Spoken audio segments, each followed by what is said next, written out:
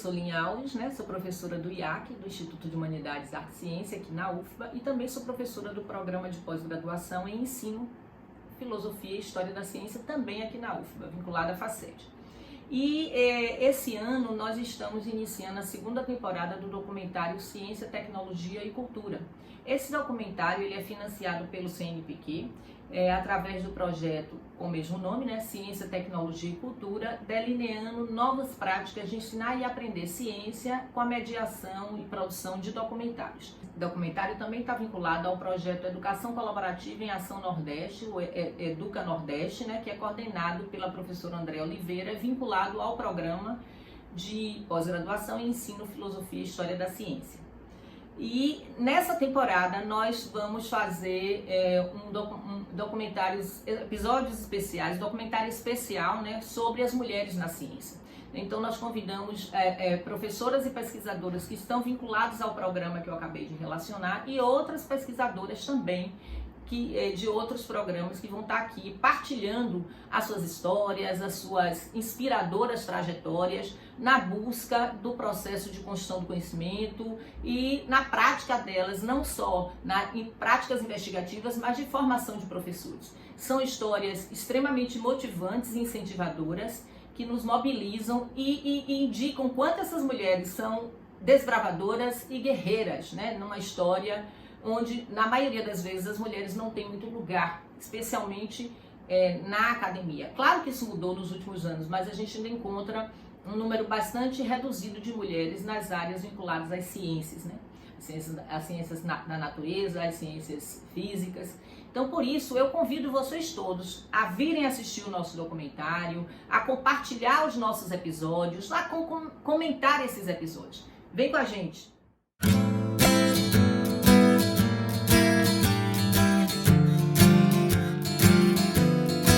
Sou Jamile Borges, eu tenho 50 anos, eu nasci no bairro da Liberdade, aqui em Salvador. Eu sou a filha mais nova de uma família de 10 irmãos e não imaginava, na verdade, em nenhum momento que a vida acadêmica seria o meu horizonte, seria o meu futuro, né? Estou falando ali dos anos 1986, quando eu termino o ensino médio. E ali no ensino médio, eu honestamente não imaginava que eu teria uma carreira acadêmica.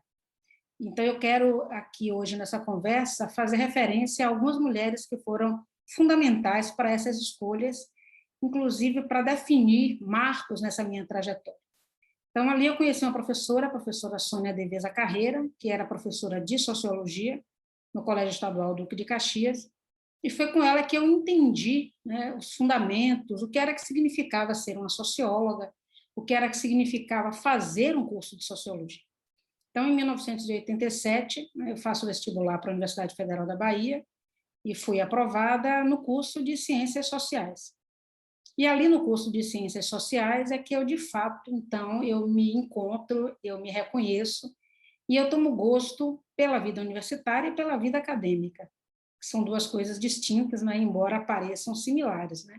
O gosto pela vida universitária, o gosto pelo universo da universidade, né? O universo em torno da vida universitária. Eu participei do movimento estudantil, eu participei do diretório acadêmico de Ciências Sociais, eu já tinha uma trajetória no movimento estudantil secundário, secundarista, eu fui uma das fundadoras, né, do Grêmio Estudantil do Colégio Estadual Duque de Caxias, na época em que só existia Centro Cívico. Eu fui fundadora do movimento estudantil secundarista aqui na Bahia. Portanto, a vida universitária foi quase que um desdobramento também desse exercício político, e, ao mesmo tempo, tomei gosto também pela vida acadêmica, né? Tomei gosto pelos estudos, tomei gosto pela pesquisa, e ali, naqueles primeiros momentos, então, eu me encontro com uma segunda professora, que vai ser também uma outra mulher importante, que é a professora Silvia Reis.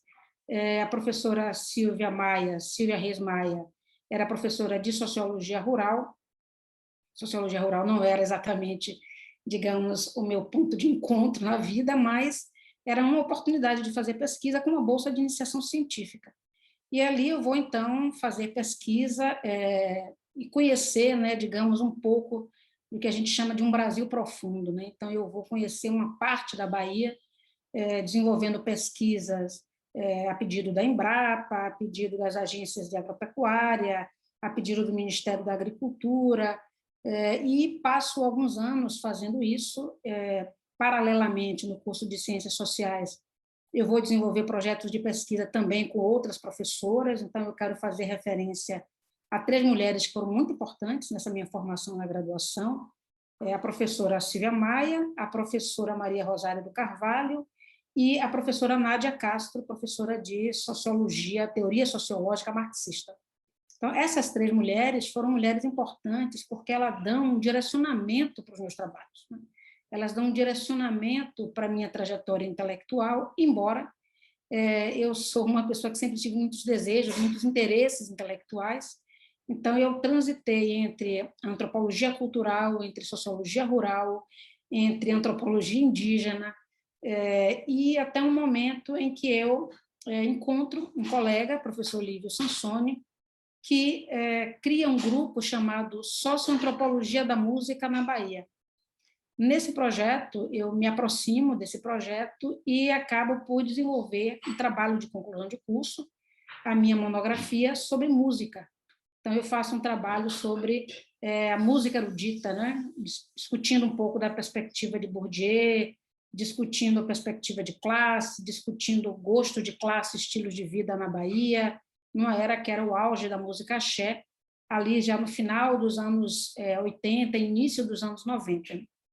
É preciso lembrar também que a gente está falando de um contexto de redemocratização do país, é preciso lembrar que a gente está falando de um contexto em que o Brasil, né, está saindo de um longo processo, um processo sombrio de ditadura, e no projeto de redemocratização era um projeto de muitos horizontes, era um projeto de muitas esperanças, e eu, então, nesse contexto, já finalizando o bacharelado em antropologia, eu, um dia, andando na Faculdade de Educação, eu vejo uma chamada para uma bolsa de pesquisa no núcleo de currículo.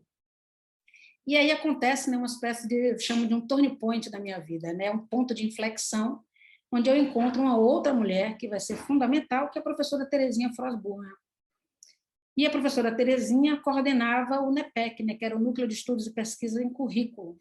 E eu, que não me imaginava estudando currículo, bem na verdade eu sabia pouquíssimo do que era que se tratava, mas resolvi então me submeter a essa bolsa, né? Para minha surpresa, fui aprovada num projeto assim muito concorrido, então eu fui aprovada e começo a investigar currículo em um projeto que era extremamente ambicioso, ambicioso pelo seu conteúdo e pela forma.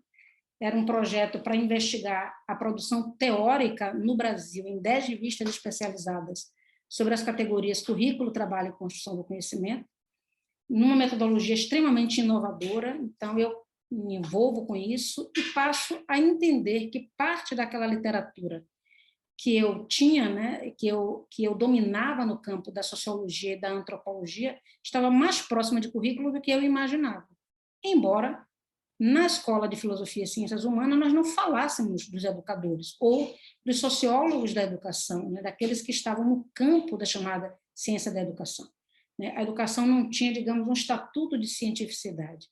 E é ali no núcleo de currículo que eu entendo que o currículo é um vetor organizador, né, digamos, dos nossos modos de estar no mundo. É ali que eu entendo que currículo, cultura, poder estavam mais interligados do que eu imaginava. Então, tudo que eu tinha aprendido na antropologia, na sociologia, ganha um novo sentido. E aí eu vou, então, abre-se um novo leque na minha vida, abre-se um novo leque intelectual, abre-se um novo repertório cognitivo, abre-se um novo repertório metodológico, e eu fico, então, muito encantada, a contragosto, digamos, dos meus professores da Faculdade de Filosofia, que imaginavam que eu faria um mestrado lá. Então, eu resolvo fazer um mestrado na área da educação, no núcleo de currículo, discutindo parte dessas categorias, né, currículo, trabalho e construção do conhecimento, só que investigando isso com populações em situação de rua. Aqui é preciso fazer um recorte para entender como é que a categoria tecnologia ela entra nesse processo, né? Estamos aí também falando, né, já estamos aí aproximadamente no final dos anos 90, 1996 a 99, e é o momento em que a ideia de tecnologias da informação e comunicação ela ganha muita força no Brasil por duas razões, né? Primeiro, pela tradução para o português de uma literatura até então pouco conhecida no Brasil, salvo talvez pela Escola de Comunicação e Artes da USP, ou talvez por alguns colegas da comunicação, tanto aqui na Bahia quanto na Federal do Rio Grande do Sul, que era também outro centro de produção intelectual muito importante nessa área no Brasil, e por conta disso, uma série de teóricos chegam, então, traduzidos naquele momento, Dominique Volton, o próprio Pierre Levy, que acaba se tornando uma espécie de estrela meio fugaz, né?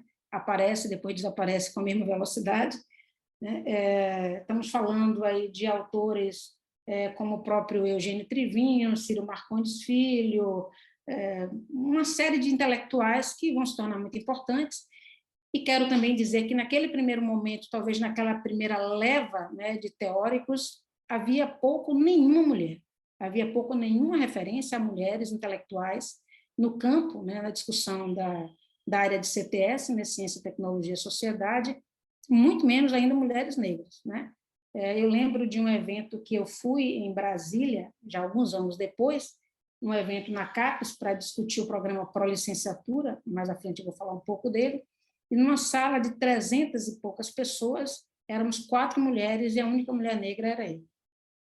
Então, isso revela, de fato, né, um modo e um enfrentamento, né, com que eu, de fato, me dei conta de que a UFBA, como todas as nossas universidades, ainda são universidades profundamente sexistas, uma universidade ainda branca, uma universidade muito eurocêntrica, não apenas na sua forma, mas nos seus currículos, uma universidade ainda profundamente racializada dentro, digamos, do que a gente hoje convenciona chamar de uma heteronormatividade branca e adultocêntrica, né? Então, isso fez com que, se eu, de fato, conseguir, estou falando de uma era pré-cotas, né? Estou falando de uma era pré-políticas de ações afirmativas, né? Conseguir, de fato, talvez furar essa bolha da pesquisa e da produção científica, eu era uma exceção num lugar que, de fato, não se afirmava para as populações negras, nunca se afirmou para as populações pobres, né? Nossas universidades são universidades nascidas dentro do chamado esteio imperial, né? Das escolas imperiais. Portanto, chegar nesse lugar, eu não quero creditar isso, né? O discurso do esforço e da meritocracia, mas eu preciso creditar ao fato de que eu estava furando, né, um espaço que não era feito para nós. Então, nesse momento, é um momento então, que essa discussão sobre tecnologia da informação e comunicação ela se coaduna, né, e se alinha com a criação dos chamados Programas de Informatização das Escolas Públicas, o PROINF, a criação dos Núcleos de Tecnologia Educacional do Estado, há toda uma discussão sobre a inserção e a legitimidade, digamos, ou não, da entrada, né, dessas tecnologias nas escolas, sobretudo nas escolas públicas, uma vez que parte das escolas privadas já avançavam nesse campo. Então, eu faço essa pesquisa lá na Fundação Cidade Mãe, e depois, na sequência, há uma incursão pelo doutorado na área. Aí, de fato, há um segundo ponto de inflexão. Esse ponto de inflexão me faz crer o seguinte: boa parte da nossa produção teórica na área das tecnologias e educação, elas caminhavam, né, ali no início dos anos 2000 para uma vertente, digamos que entendia as tecnologias, se não numa perspectiva um tanto de apologia, mas eu diria que havia pouca criticidade. E a sensação que eu tinha naquele momento também era que toda a produção intelectual, toda a produção teórica, ela estava girando em torno do mesmo tema. As discussões críticas, por exemplo, e eu lembro que havia grupos muito críticos na própria Escola de Comunicação e Artes da USP, que não se, né, como a gente diz no popular, não se bicavam com os nossos intelectuais baianos, exatamente por conta de uma linha, né, intelectual que foi adotada, e é claro que preciso fazer referência a alguns nomes, né, importantes na época, né, aqui em Salvador, na UFBA, né, o nosso colega professor Nelson Preto era um nome de referência. Entretanto, eu não me via, digamos, dentro daquela abordagem que se dava às tecnologias, porque eu achava, como acho ainda hoje, que havia uma tendência a fazer aquilo que, digamos, Bourdieu já preconizava desde os anos 60, né? Havia uma tendência a que as tecnologias funcionassem mais como um mecanismo seletivo, elitista e reprodutor dos modos de produção do conhecimento. Havia, ainda assim, também naquele momento, a discussão era discussão muito, também uma perspectiva muito eurocentrada. Lembremos que parte dessa referência, né, do lastro intelectual era um lastro ou norte-americano ou europeu. Era como se todo o resto do mundo não produzisse, né, conhecimento. Eu costumo dizer aos meus alunos da graduação que no Brasil se produziu um fenômeno muito interessante. Parece que a história da produção do conhecimento ela começa na antiga Grécia e Roma e ela para nos anos 50 na Escola de Frankfurt. Parece que não se produziu nada em nenhum outro continente, parece que não se produziu nada em nenhuma outra parte do mundo. E, de certo modo, a faculdade de educação ela capitulou diante desse tipo de envergadura, de empreendimento intelectual, que acabou por reproduzir uma vertente que era pouco sedutora para mim, né? E, de certo modo, eu, em um determinado momento, não me vi mais refletida naquele espectro intelectual. Coincide também nesse momento do reencontro com um colega, que era o professor Lídio Sansone, a quem eu já havia me referido, que ali, no ano de 2004, né, eu reencontro com ele, voltando de um pós-doutorado, 2004, 2005, ele tinha voltado dos Estados Unidos. Então, ele me encontra e diz assim, Jamile, eu estive na Universidade de Indianápolis, onde está o arquivo, o acervo de alguns etnógrafos importantes que estiveram na Bahia entre os anos 30 e 50, Ruth Landes, Lorenzo Torne, Melville Herskovits, muitos intelectuais que estiveram aqui na Bahia, e parte desse acervo ele está disperso ou está em coleções privadas, no caso, coleções da universidade ou coleções do Instituto Smithsonian, e eu gostaria de tornar isso de domínio público, mas eu não entendo nada de tecnologia. É preciso de alguém que entenda minimamente de antropologia e que entenda também de tecnologia. Então, nesse momento, aí há um segundo ponto de inflexão na minha carreira, na minha trajetória, porque eu disse para ele, olha, eu sou a pessoa que você está procurando, né? Eu já dominava, digamos, os fundamentos, né, do que era as chamadas tecnologias de informação naquele momento. Nós não utilizávamos ainda a expressão tecnologias digitais, né? O conceito tecnologias digitais, o conceito de humanidades digitais é um conceito muito mais recente. Então, eu digo para ele, eu fiquei muito interessada em conhecer. E aí ele me mostra, então, na época ele tinha trazido aproximadamente 30 CDs com acervos, milhares e milhares, né, de registros fotográficos, registros de áudio, registros sonoros que eram absolutamente de absoluto desconhecimento do público, né, dessa tradição intelectual brasileira. E nós, então, começamos a gestar embrionariamente um projeto do que viria a ser o Museu Afrodigital. No início, o nome dele era Arquivo Digital. Nós, então, temos uma conversa com a FINEP naquele momento, marcamos o encontro por conta de um evento. Na época, o Chico Teixeira era o diretor da FINEP, ele vem a Salvador, e a gente, então, num bar ali em frente ao Centro de Estudos Afro-Orientais, no Lago 2 de Julho, a gente conversando, falamos a ele do projeto, ele ficou extremamente interessado e foi a primeira grande dotação orçamentária que nós tivemos para a criação desse, então, arquivo digital. Na época, e era 2004, 2005, nós chegamos a ter R$500 mil para a criação desse projeto. Então, eu fico cada vez mais empolgada, cada vez mais envolvida, e aí o Lívio me diz, olha, por que você não faz um doutorado em antropologia? Nós precisamos dessa área, nós precisamos de alguém que seja capaz de fazer a interface, alguém que seja capaz de se colocar na mediação, nessa discussão entre memória, patrimônio e tecnologia. Nós não tínhamos, então, no programa pós-graduação em estudos étnicos e africanos, ninguém que discutisse esse tema. O que se discutia sobre patrimônio e memória na Bahia ou estava no campo da historiografia mais dura, ou estava no campo da museologia, ainda também numa discussão dos museus coloniais ou dos museus presenciais. A discussão sobre o museu digital era absolutamente inexistente ali naquele momento.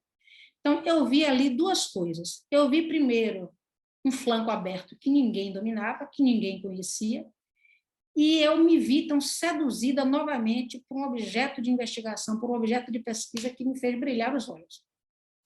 Então, eu resolvi fazer um doutorado em antropologia, e aí, de fato, a minha carreira dá uma outra virada, né? Dá um salto, porque esse período coincide com a ascensão dos governos Lula, coincide com a ascensão dos governos progressistas.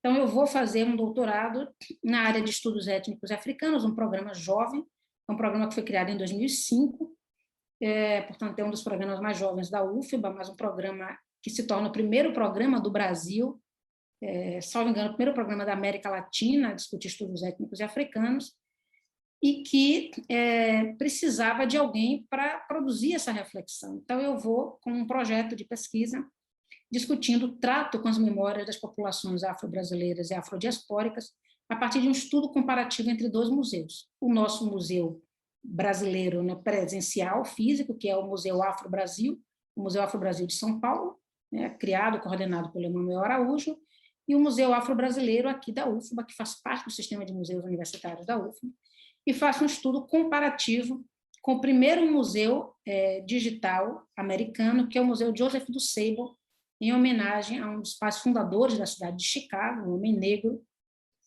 que tem, então, o primeiro museu digital criado, inclusive com páginas, na época, nas redes sociais, que era uma coisa pouco comum.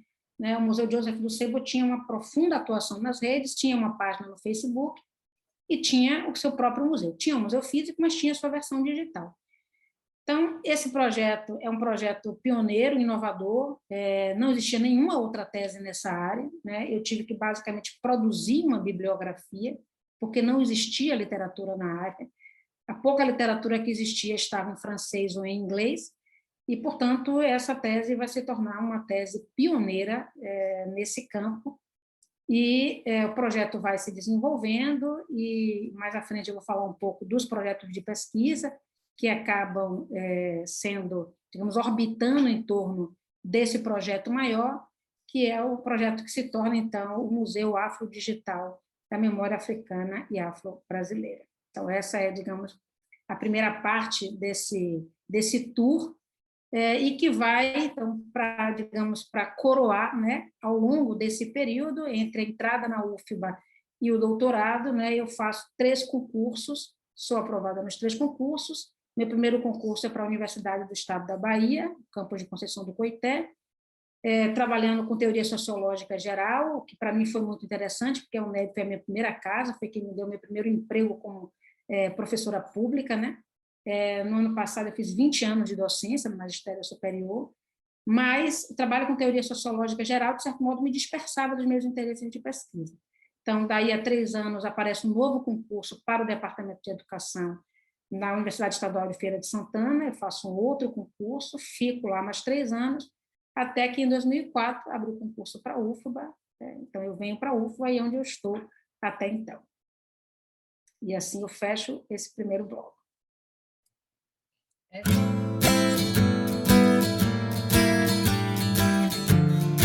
O processo do doutorado, o que vai acontecer, então, no Brasil, né, digamos, um movimento muito interessante, que é um movimento de reaproximação do Brasil com o continente africano, por conta, né, daquela famosa cena do Lula na ilha de Gorée, no Senegal, pedindo perdão aos povos africanos pelos anos de escravidão no Brasil.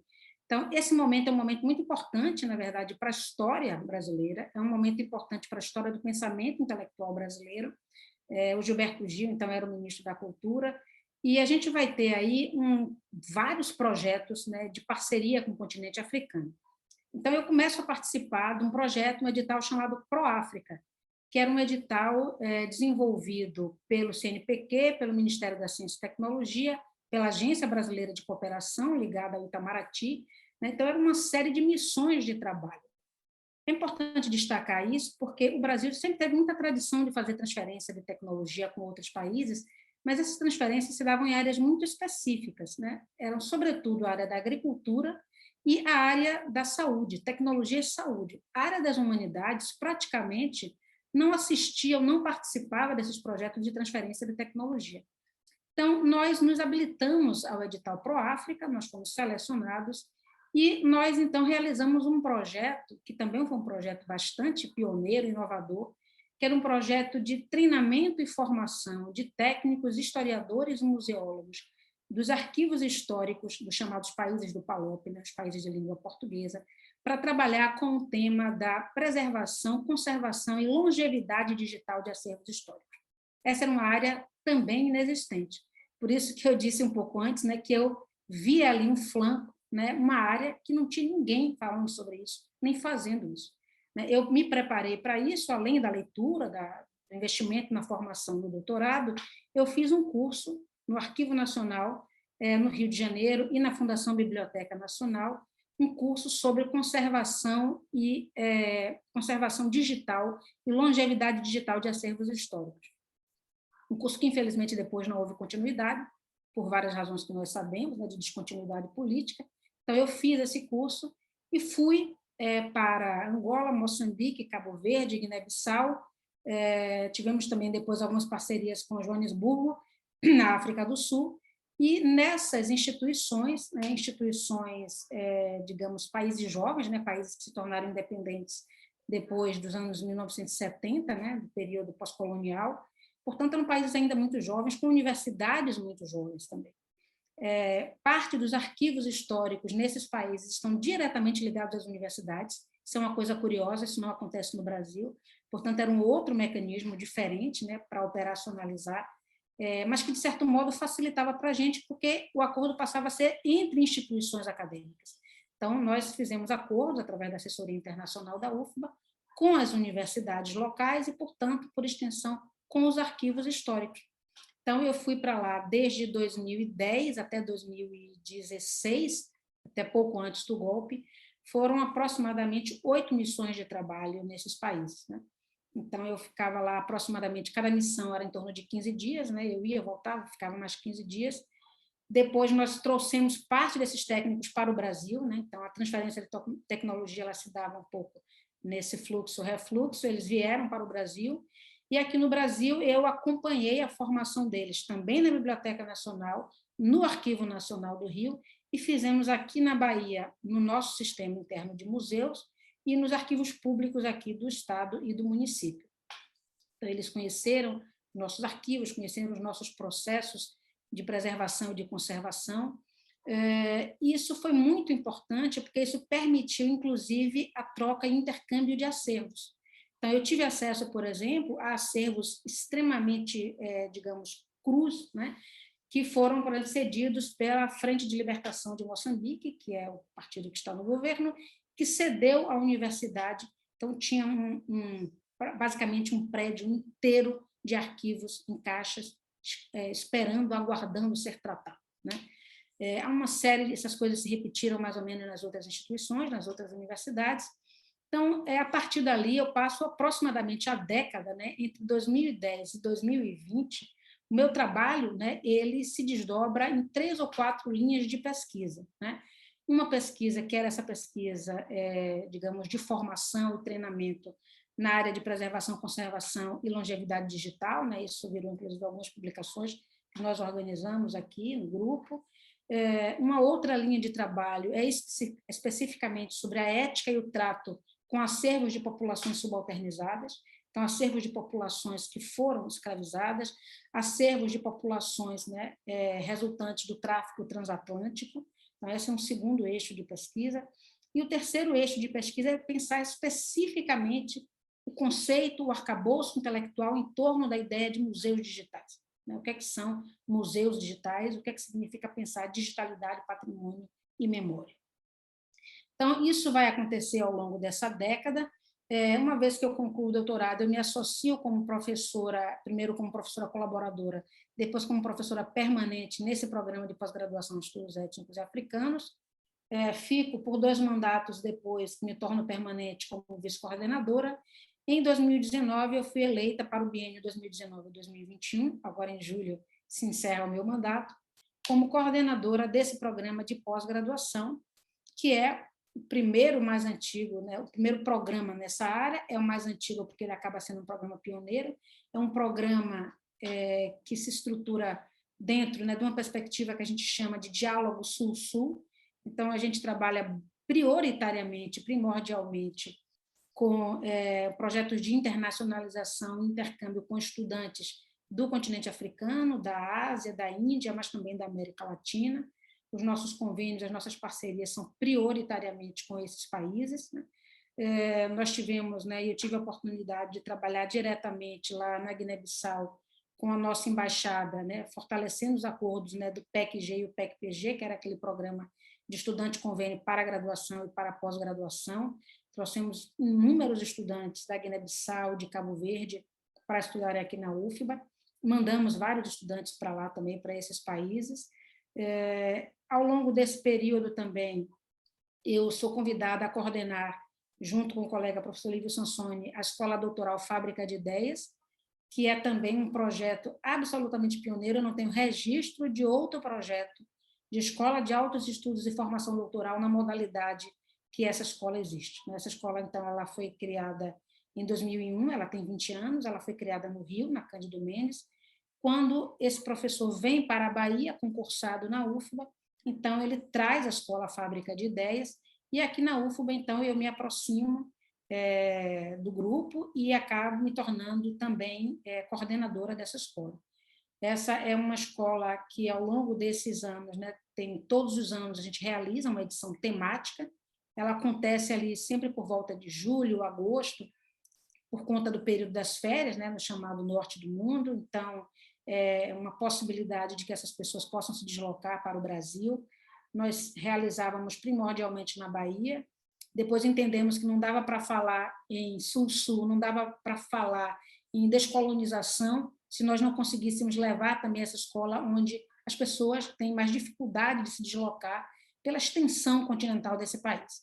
Então, nós realizamos essa escola já no extremo norte do Brasil, fizemos em Maranhão, fizemos em Macapá, no Amapá, fizemos ali uma parceria com a universidade chamada Platô das Guianas. Então, nós tivemos um trabalho belíssimo em 2017, com colegas da Guiana Francesa, da Guiana Inglesa e do Suriname, e a ideia era, de fato, né, não dá para falar em decolonialidade, não dá para dizer que a gente quer descolonizar a produção do conhecimento se a gente não vai literalmente onde as pessoas estão. Então, nós fizemos isso, foi uma experiência extremamente exitosa, já realizamos fora do Brasil também, em Lisboa, e nesses acordos, nessas aproximações, aqui em 2017, então, eu vou fazer um pós-doutorado na Universidade de Lisboa sobre afrofuturismo, né? E o afrofuturismo me interessa como um desdobramento dessas reflexões sobre memória, patrimônio e tecnologia.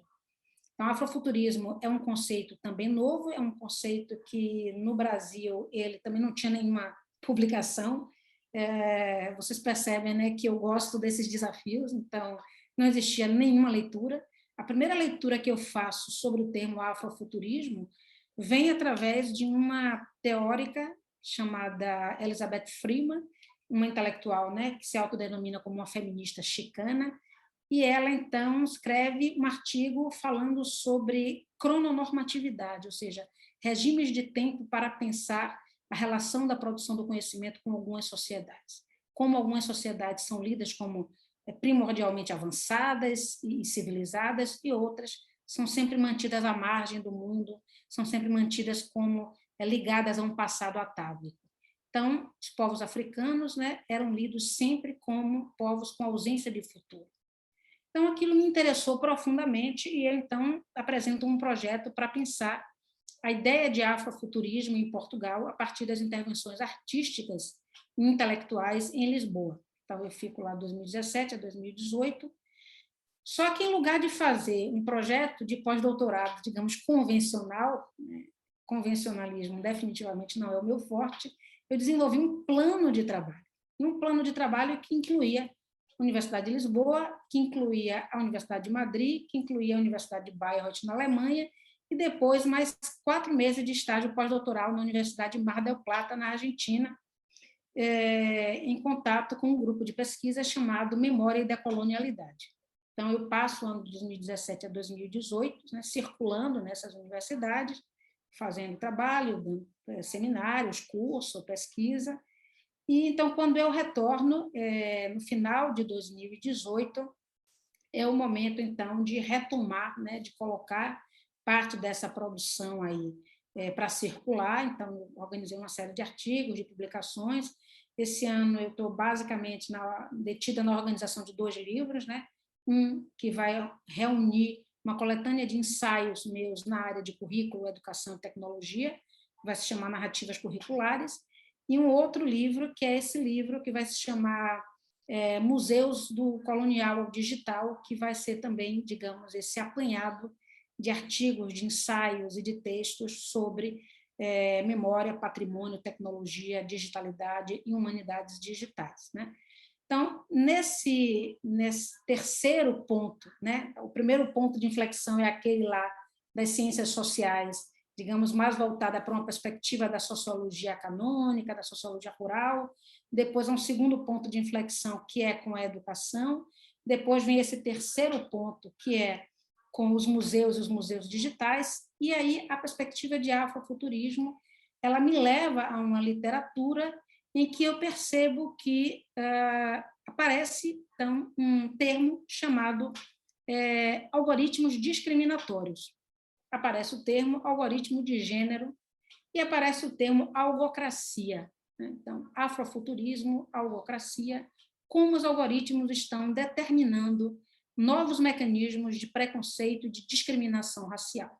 Como os algoritmos, portanto, como todo um projeto, digamos, um projeto que é um projeto capitalista, né, as indústrias de software, as indústrias tecnológicas, elas são a expressão contemporânea do capitalismo moderno, né? Então, esse capitalismo da modernidade tardia que se reinventa a partir das tecnologias digitais, a partir do Vale do Silício e a partir, né, da ideia de ecossistemas digitais, no fundo, o que a gente está assistindo é a expressão, digamos, mais tardia e contemporânea desse capitalismo de mercado, um capitalismo ainda racista, um capitalismo ainda sexista, um capitalismo ainda extremamente masculinizado. Então, eu vou me ater a essa nova literatura, né, e vou começar a ler sobre esses temas e me dou conta que, de fato, né, isso é também uma demanda de vários movimentos sociais, né, então a gente começa a ler notícias de que, nos Estados Unidos, mulheres negras, mulheres das comunidades LGBT, mulheres trans, começam a demandar, por exemplo, das plataformas de busca e de monitoramento, plataformas como o Google, plataformas de reconhecimento facial, começam a demandar uma mudança nos seus algoritmos, a fim de que, por exemplo, cada vez que você fizesse a busca pela expressão mulher, ou pelo termo lésbica, ou pelo termo trans, você não fosse redirecionado para páginas e portais pornográficos, ou machistas, ou misóginos.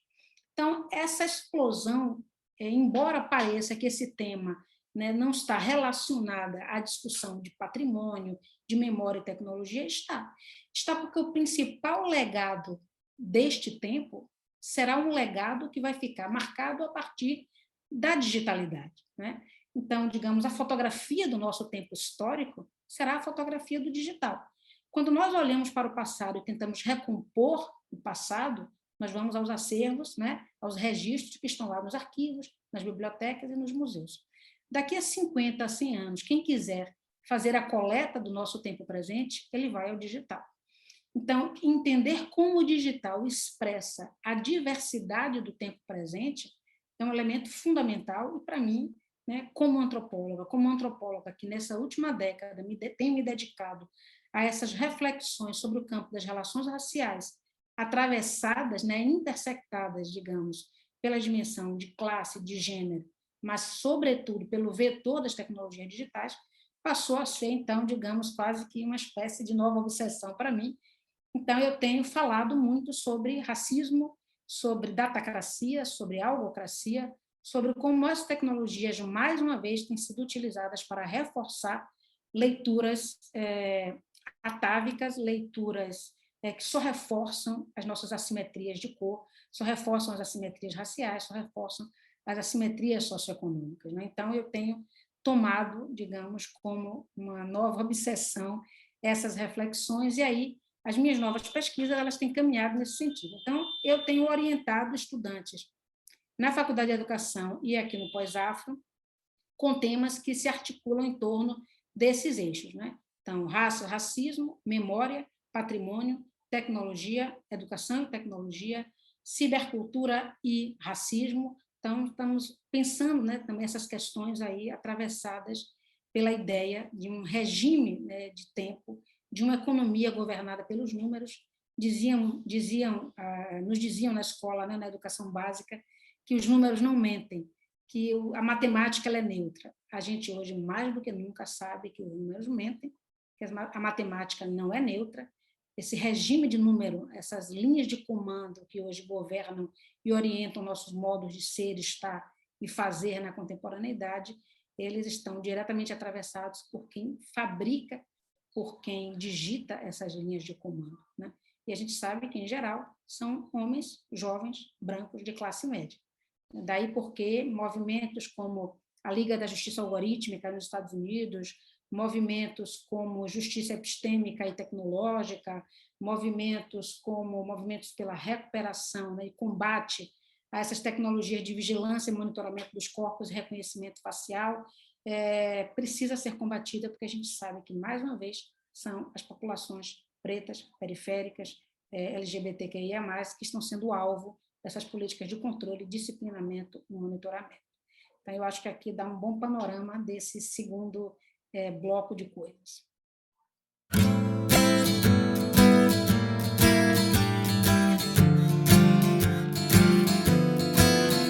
O que é que a gente diz, né? O que é que eu diria para as jovens gerações de intelectuais, pesquisadores, pesquisadoras, para os meninos e meninas que, como eu, aos 15 anos de idade, não me via na universidade como trilhando uma trajetória acadêmica. Eu me via na universidade como estudante.